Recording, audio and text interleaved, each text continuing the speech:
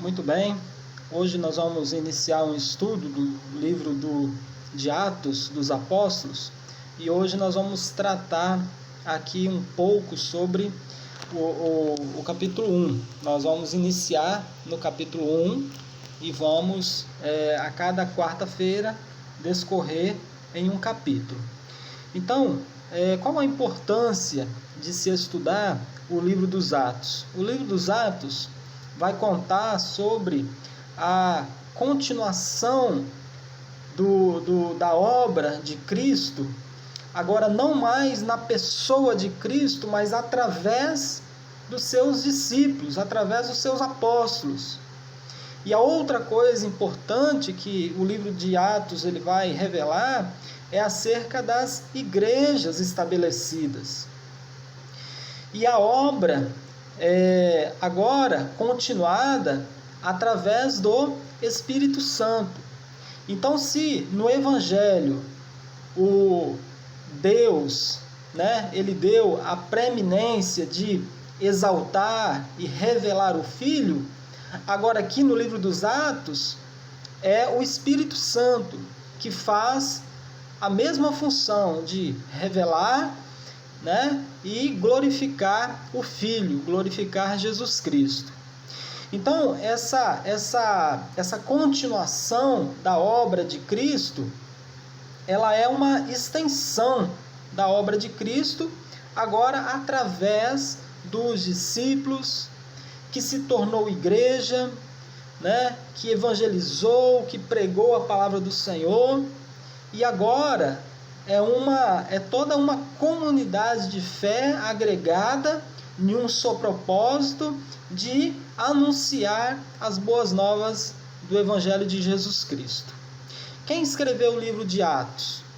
O livro de Atos foi escrito por Lucas, o mesmo que escreveu o Evangelho de Lucas, o médico Lucas, Nós vemos isso no primeiro verso aqui do capítulo 1, quando ele diz: fiz o meu primeiro tratado, ó Teófilo. Ele está se referindo aqui a Teófilo.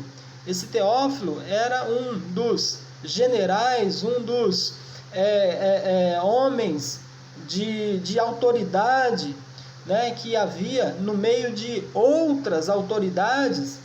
E Lucas, ele revela as obras de Jesus Cristo a Teófilo no Evangelho de Lucas, e agora ele vai fazer novamente menção a Teófilo nessa carta. Então, esse primeiro tratado, ele está se referindo a quê? Ao Evangelho dele escrito, E agora, esse segundo tratado, que é, então, o livro dos Atos dos Apóstolos, Como o nome está sugerindo, o nome sugere, o nome diz, são os atos, Aquilo que os apóstolos fizeram continuamente.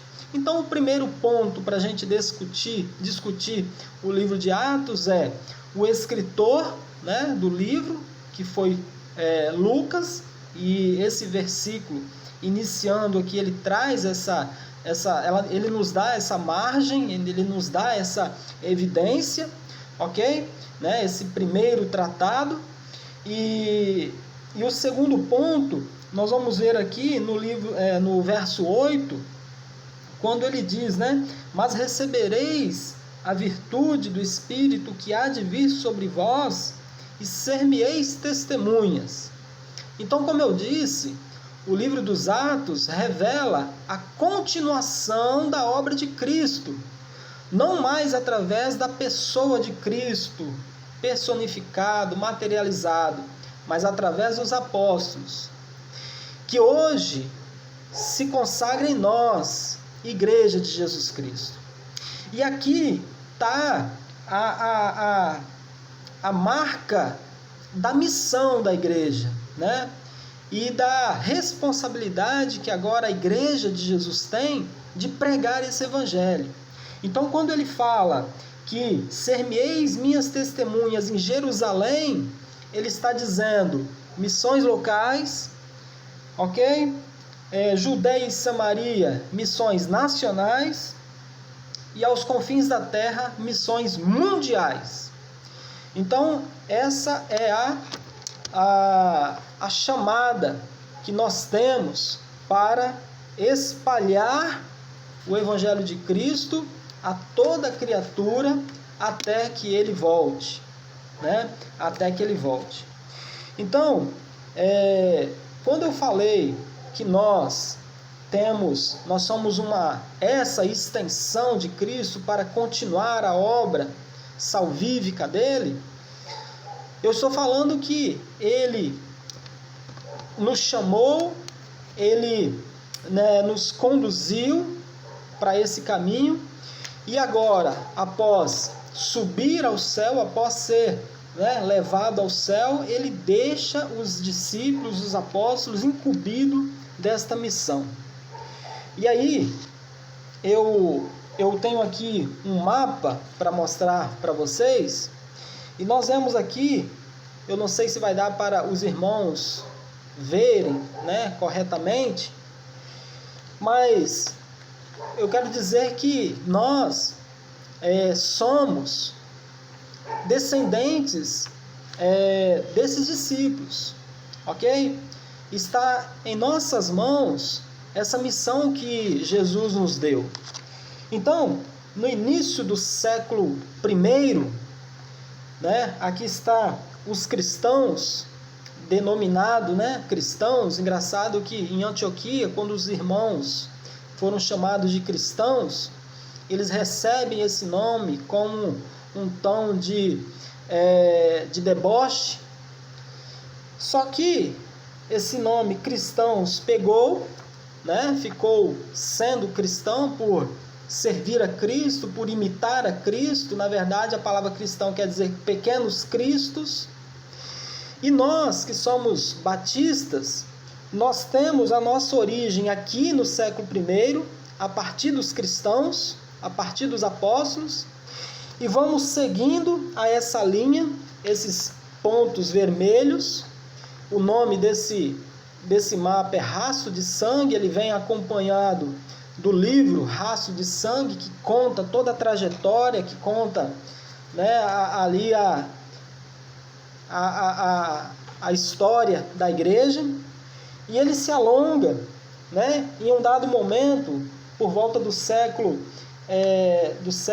X, fomos ali chamados de, ou melhor, no século IV, fomos chamados de anabatistas, pelo fato de não aceitarmos o batismo infantil. Então, o aná é a partícula negativa, né, do batista. Então, anabatista é a igreja, os irmãos que não aceitam batismo, né, tendo em vista que a igreja, o catolicismo já começou aqui junto a caminhar, mas os cristãos não aceitavam essas ideias. Então, eles eram taxados, eram apelidados. Então, os batistas receberam alguns apelidos, né? Anabatista, donatistas, né? Paulicianos e tantos outros nomes. E quando chega no século XVI, então, né, o anabatista perde a parte aná e fica somente batista. Então, o nome batista, ele ficou, ele surgiu no século XVI. Porém, nós, né, os batistas, não nascemos aqui no século XVI. Nós, batistas, não surgimos da reforma protestante, ok? Alguns irmãos, algumas igrejas entendem que os evangélicos eles surgiram a partir da reforma protestante, no século XVI, que quando Martinho Lutero, padre, né? Martinho Lutero, não concordou com práticas da Igreja Católica, pregou 90 teses no templo de Gutenberg, na Alemanha, protestando, e a partir daí surgiu os evangélicos. Mas não, na verdade, nós, os batistas, nós somos oriundos dos cristãos. Na reforma protestante, a partir da reforma protestante, muitos cristãos aderiram ao protesto de Martinho Lutero, e formaram e saíram junto. Na verdade, Martinho Lutero, a ideia dele era de reformar a Igreja Católica, era de protestar no sentido de mudar, mas não. Ao invés da igreja mudar, a igreja excomungou ele, expulsou ele da igreja. E aí sim, existiram cristãos que aderiram às ideias de Martinho Lutero e formaram suas igrejas. Por exemplo, a igreja dos luteranos, né? O irmão Jaime era luterano. Os presbiterianos, igreja seríssima, ok? Muitos irmãos aderiram à ideia. Irmãos, cristãos corretos, cristãos que concordaram com Martinho Lutero. Então hoje nós temos a igreja presbiteriana, né, que nasceu na Reforma Protestante, igreja seríssima, igreja comprometida com o reino de Deus. Tem também a igreja metodista, né? Eu tive a oportunidade de trabalhar com um irmão que era metodista, hoje ele é falecido, homem de Deus, uma igreja seríssima, né? São igrejas que nasceram, né? Que nasceram na Reforma Protestante, no século XVI. Porém, nós não. Nós nascemos no século I. Nós somos aqui descendentes dos cristãos e viemos caminhando, sofremos as perseguições, os martírios, ok? Aí nós precisamos de uma outra aula, né? De um outro espaço para falar sobre as perseguições, né? As tolerâncias, as indulgências e tantas outras coisas que as igrejas chamadas aqui de igrejas irregulares, eles impunham, né? A união do Estado com a igreja, né? Foi quando Constantino entrou para dentro da igreja para se unir à igreja, fingindo que era cristão, mas não era, ele tinha um outro interesse. A gente precisa de outro tempo para discutir isso, mas em tese, nós, os batistas, somos oriundos dos cristãos, e na Reforma Protestante, né, houve outros braços, né, como essas igrejas que eu citei, essas denominações que eu citei, metodista, presbiteriana, os anglicanos, congregacionalistas, né, igreja congregacional, a igreja cristã, né, aquela igreja que as mulheres usam véu. Então essas igrejas surgiram na Reforma, mas nós não, né, nós nascemos lá no século I junto com os cristãos, ok? Então, é só uma curiosidade aqui que eu gostaria de estar passando, né, para os irmãos através desse estudo, porque o livro de Atos ele vai tratar sobre esse surgimento da igreja, né? Ele trata sobre esses pontos, né, essa criação, esse surgimento, né, e nós estamos ali inseridos nesse meio, ok? Determinado ali por Jesus, concedido por Jesus, para sermos testemunhas. Colocar para frente, botar para andar a obra que Cristo começou nos evangelhos e veio se estendendo e agora iniciou no livro dos Atos. Aliás, o livro de Atos, ele é considerado também como o quinto evangelho por causa dessa extensão do evangelho de Lucas, né? Devido Lucas ter sido ali o escritor, ok? O outro ponto que eu gostaria de destacar está no verso 11, né? Versículo 11, que vai falar: varões galileus, que estáis olhando para o céu, esse Jesus que dentre vós foi recebido em cima no céu há de voltar.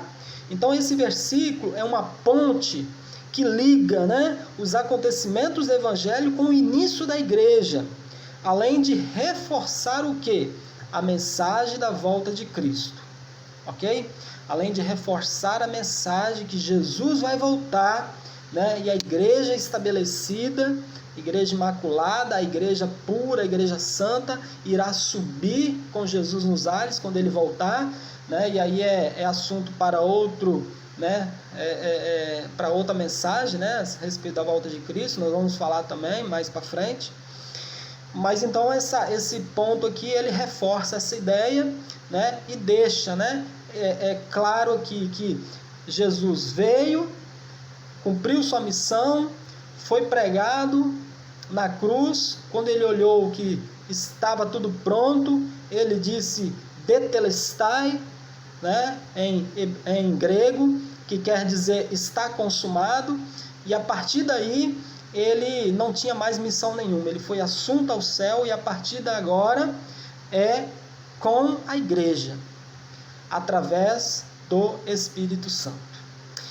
Então, na próxima quarta-feira, nós vamos continuar. O nosso tempo não é muito, nosso tempo é muito reduzido aqui, mas na próxima quarta-feira não dá para a gente ir para o capítulo 2, nós vamos dar continuidade aqui ainda no capítulo 1, existem outros pontos importantes aqui para falar. Deus abençoe e até a próxima quarta-feira, o próximo estudo.